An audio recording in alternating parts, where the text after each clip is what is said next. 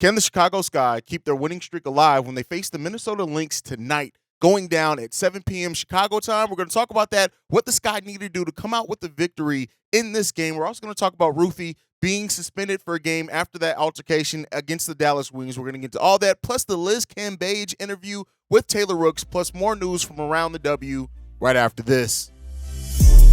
Welcome to Chicago Sky Central, and here's your host, Haize.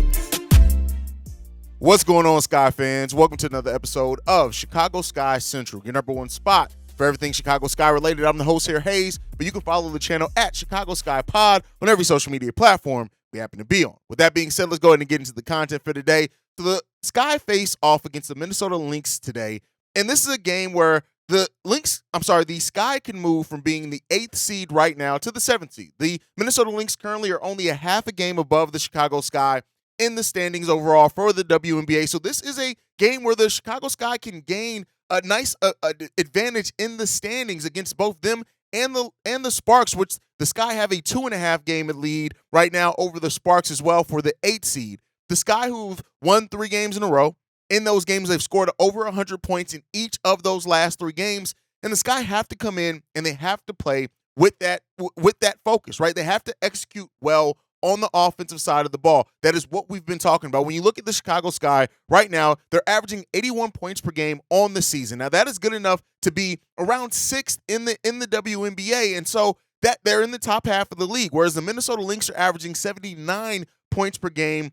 In that they are sit right now at the 9th spot in the WNBA as far as points per game output. The Sky also shoot and make more threes than the Minnesota Lynx and shoot the three at a better field goal percentage overall. The Chicago Sky are also averaging right now 43% from the field right now. So again, those are all solid numbers, and that's what the Sky are going to have to do tonight against the Minnesota Lynx. They're going to have to come in, execute well on the offensive side of the ball, rebound the ball well, because that is one of the statistical areas that the Lynx are averaging almost 2 rebounds more per game than the Chicago Sky. Now, we've seen the Sky be able to still win games even with being out-rebounded, but you do not want to be out-rebounded by the Minnesota Lynx if you can avoid it. You want that. You want to limit the turnovers as well. The Chicago Sky on the season averaging 13 turnovers per game. The Minnesota Lynx averaging 13.3.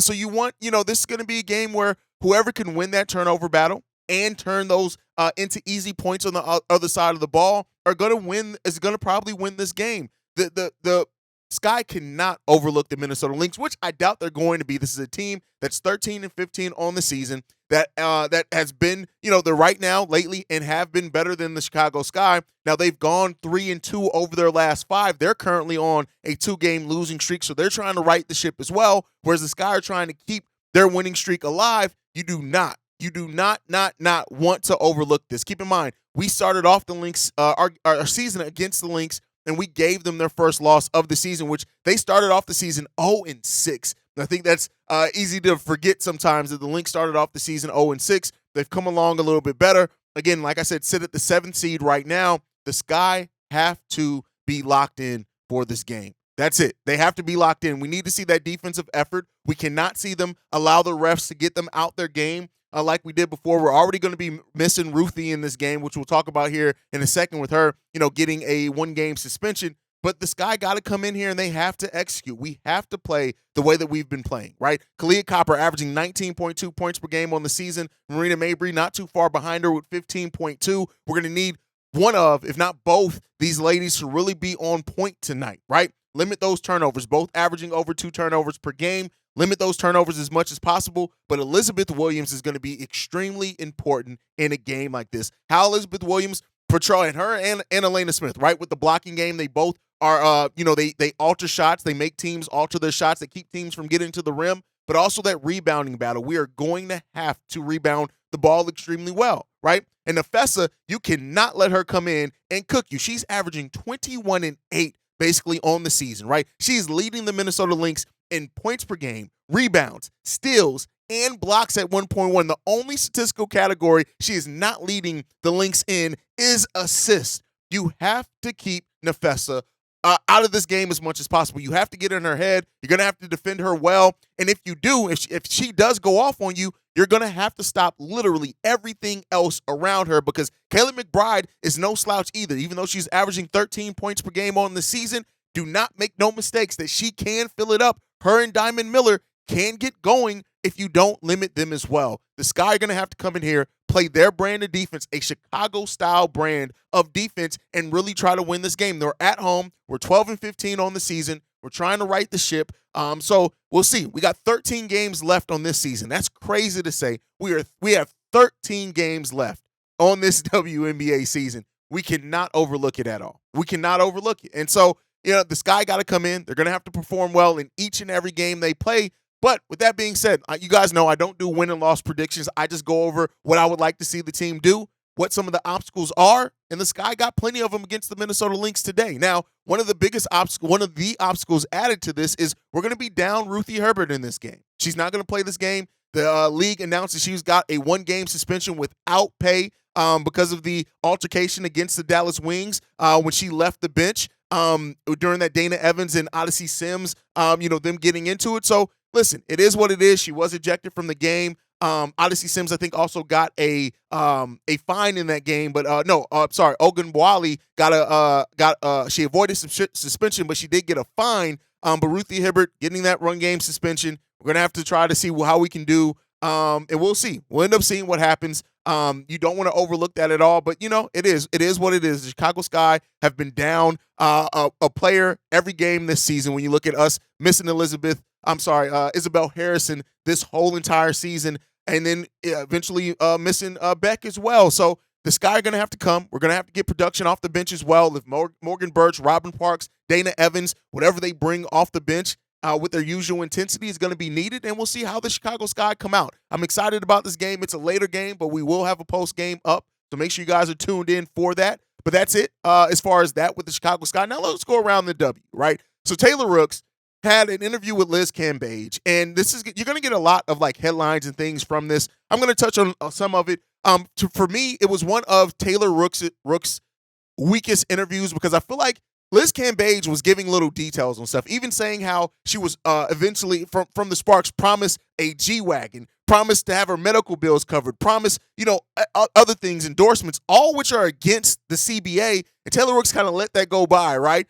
But this was an interview. It was a one-sided interview. Of course, you got Liz Cambage saying her side of things and, saying that she basically feels victimized, right? She talked about the Nigeria thing and how that was kind of overblown and she never said that racial slur, and then even talked about, they were waiting for her to leave the Australian team so she can go and represent Nigeria. So, that was a thing that we hadn't heard up until that point.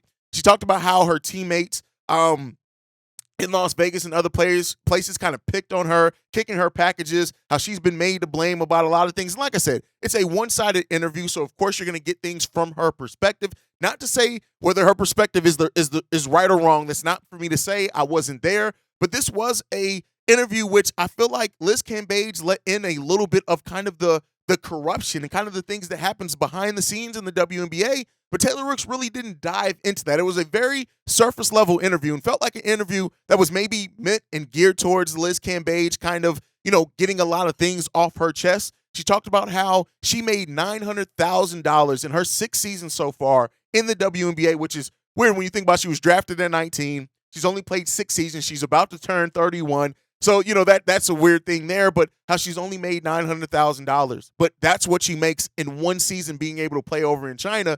And she's kind of waiting and hoping that China is going to open up their borders again so she can actually go play over there. And she talked when Taylor Rooks asked her why is she not playing in the WNBA, she strictly said the money, right? She looked at the money of it and the fact that everything that she has to deal with getting ready and the travel and her being 6'9" and having to travel commercial and being in an aisle seat and, how she doesn't feel like she should have to upgrade her seats, that's something that, the WNBA should cover. And, those are things that we're hearing over the course of the season overall. So those things didn't shock me too much. But, overall, I think this was a solid interview. And Liz let out some things and some details that we didn't know. I just don't feel like, again, not to say that Taylor Rooks should have aggressively pressed her in the negative way, but try to get a little bit more details on that out. Once I heard that she was promised a G-Wagon and things like that, as an interviewer, I would have went all the way into that to uncover and get her feelings on how does that usually happen in the WNBA and things like that. But, it is what it is. For that, she did deny the monkey things, that she said she would have never called anybody a monkey. And so, she denied those reports. And, that's what you expected her to do, right? And like I said, the interview from Liz Cambage, it wasn't bad. It's 90 minutes, so it is a lengthy interview at that. But there were a lot of more details to come out about things that, have kind of been said about Liz Cambage that she hasn't really kind of commented on. And, she's even talked about how, she is kind of made to be the villain in a lot of situations. And, here's what I'll say. The truth is usually somewhere in the middle. Of course, I do think that Liz Cambage is going to have her view, and everybody's the villain or the hero of somebody else's story, respectively, depending on how the things go. But I do think that, Liz seems like she's a player that has a chip on her shoulder, that she always feels like she has to prove something. And, her even saying like, oh, I don't do anything back. I don't feel like it. That's childish. Like, we've seen you out on the court, right? So, that a little bit, we've seen that you can be petty at times. And again, that's not to say that everything that's happened or that she's been involved in any altercations are all her fault. But I do think that, a better interview would have kind of gotten more out of that. But again, it was a one-sided interview. It was always going to be that. So it kind of is what it is there. But all right, let's go around the WNBA, kind of come off that.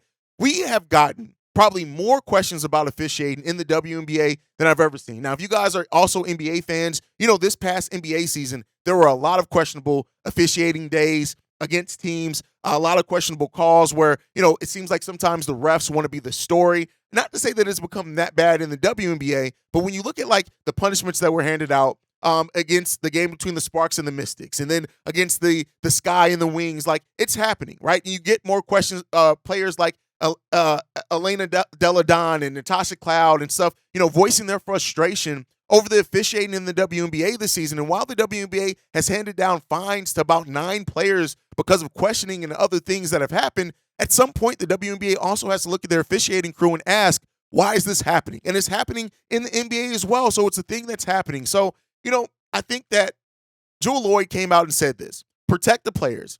It's not just us. Every single team has said something about the refs that tells you that something is going wrong in that department. You expect high-level players. We expect high-level refs. We're not getting that every single night. And I feel it, right? For those that watch more than just one team in the WNBA, you see it, you feel it. Like there is something going on with the officiating. And am I saying it's corruption or something like that?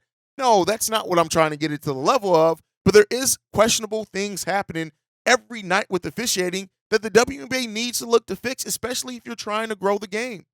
That's my opinion on that. Now, before we go, we're going to talk about some milestones hit before we leave. Courtney Vandersloot has now moved in to being only behind Sue Bird with the most assists in NBA history. And Sluty, a Chicago sports legend, in my opinion, even though she's not on the Sky anymore, she's over there fighting with the Liberty. It just goes to show the career that she's had. Courtney Vandersloot is one of the best point guards in WNBA history, and I'm going to stand on that. Yeah, she doesn't always have the huge scoring output, but she's been a shooter. The way that she's been able to distribute the ball, her defense at times as well. Courtney Vandersloot, to me, I've always said it, she's a Chicago legend, and I'm glad that she now moves only behind Sue Bird. And I don't think she's going to be able to pass Sue Bird, but hey, second is great as well, too, especially when you look at the career that Sue Bird had. Now, also, Kurt Miller became the 5th fastest head coach to win 150 career wins in the WNBA this past Sunday. Shout out to him and what he's been able to do with the Sparks as well. But yeah, that's it. Just wanted to mention those milestones as well before we head out. But that's it. We'll be back tonight for the post-game show. So make sure you guys are locked in. Hit that subscribe and notification bell as well. Make sure you're following the show at Chicago Sky Pod. You can send us any feedback, questions, comments, concerns, ChicagoSkyCentral@gmail.com. And then lastly, if you want to leave a text message and our voicemail, the number to do so, 773-270-2799. We are the number one spot for everything Chicago Sky related. And we'll see you guys the next time we go to Skytown. Peace, y'all. This has been a presentation of the Break Media.